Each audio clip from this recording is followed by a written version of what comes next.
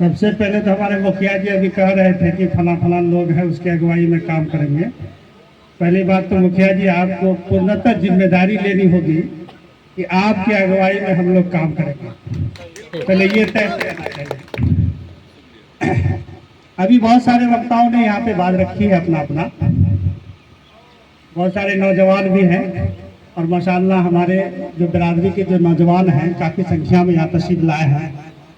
मैं एक बात कहना चाहूँगा कि हम लोग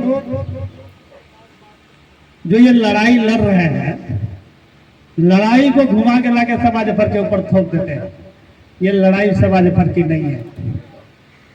अभी दारीपुर चौक में एक तालीमी बेदारी कॉन्फ्रेंस हुआ था, वो कोई कराए थे, मैं नाम भूल रहा हूँ, विधायक जी भी गए थे, मैं भी गया था, उनसे मेरी बात हुई थी, वहाँ पूर्णिया में वो आए थे। वो एक किस्सा सुनाए थे अपना, हम लोग तो थे अख्तर लिमान के साथ में, लेकिन जीतने के बाद हम लोगों ने उससे संपर्क नहीं रखा। कुछ मामला तो उसका जो देखे कि किस किस तरह का है वो, लेकिन जो लोग गए उसके यहाँ इत्तेफाक से वो बोले कि 8 या 9 बजे रात में हम पहुंचे थे उसके यहाँ। उसके साथ में उसकी बच्ची थी, वो थे एक जसीम साहब थे रसैली से। वो अपना जो हालात बताया कि हमारे साथ उन्होंने क्या व्यवहार किया।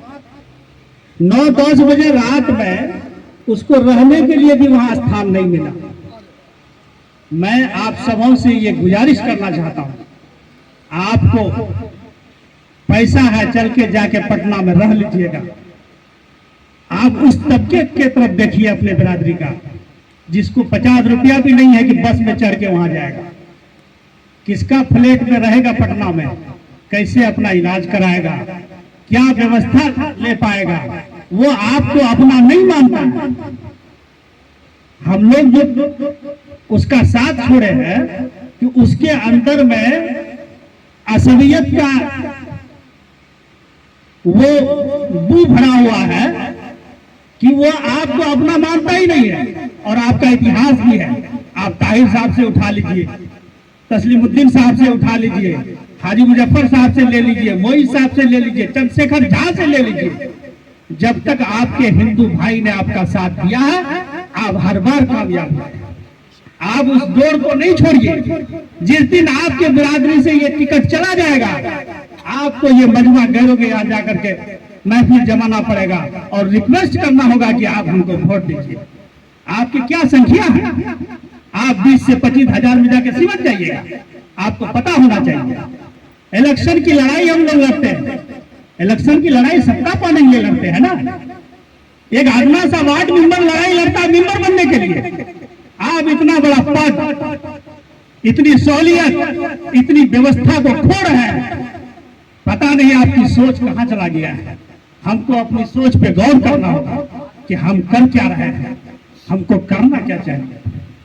नदी से इस पार के जितने लोग हैं, चाहे वो अंसारी बिरादरी से हो या गुलाम बिरादरी से हो या हिंदू बिरादरी से हो, वो सभी लोग हवलियार हैं।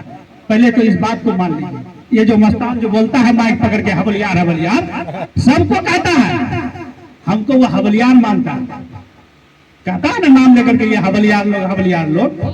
आपकी गठबंधन इस नदी के इस पार के सभी उस बिरादरी से है, चाहे वो अंसारी हो, गुलाम हो, जो भी हो। आप सब जब जब संगठित हुए हैं तब तब आप कामयाब हुए हैं। ये मामूली चीज नहीं है, ये विधानसभा का मेंबर बन जाना। कौन कहता है कि आपके साथ खड़े नहीं? जिस लोगों को दिक्कत है आप कदम बढ़ाओ, बिरादरी का लोग आपके साथ रहेगा। सिर्फ पीठ पीछे छुरा भोंकने से काम चलेगा? आप अपना कदम बढ़ा के दिखाइए, लोग एतमाद करेंगे तो आपके साथ खड़ा होंगे, छोड़ देंगे समाज पर को। लेकिन आप बिरादरी की एक उनसियत और मोहब्बत पैदा कीजिए। आपका बिरादरी बिलक रहा है। आपका सदर हॉस्पिटल पूर्णिया में भी कोई आदमी नहीं है कि आप एडमिट कराएगा। अगर कोई गरीब गुरबा यहां से जाता है, उसको पूछिए उसका क्या दशा है। हम लोगों ने रात रात में जाकर के जब जब भी मौका मिलता है जाते हैं, देखते हैं। आपकी सोच को ये लोग जो सौ मुसलमान कहलाते हैं, वो आपको आदिवासी से भी नीचे ले आके छोड़ दिया है। आपकी कहीं कोई सुनवाई नहीं। जाइए यहाँ से कोई विधायक के पास, किसी को भी भेज के देख लीजिए, आजमा के देख लीजिए। कोई व्यवस्था नहीं है। व्यवस्था के नाम पर पूरा दिक्कत है। आपके जो लास्ट बेंच में बैठे हुए लोग हैं, जो गरीब तबका है, आप उस पर ध्यान दीजिए, आप उसके नाम पर वोट दीजिए। अरे कौन विधायक किसको कमा के खिलाता है? कोई एमपी किसी को कमा के खिलाता है? अभी सारे वक्ताओं ने कहा है कि 2010 में जो काम हुआ वो अब तक नहीं हुआ। क्या उस चीज को भुला दिया हम लोग? आप अपने वजूद को अगर याद रखिएगा तो आपसे बढ़कर कोई नहीं है। आप जब जब भी मसल्लत हो जाते हैं तो बिहार में ऐसी ताकत नजर आती है जैसे ईरान की ताकत है।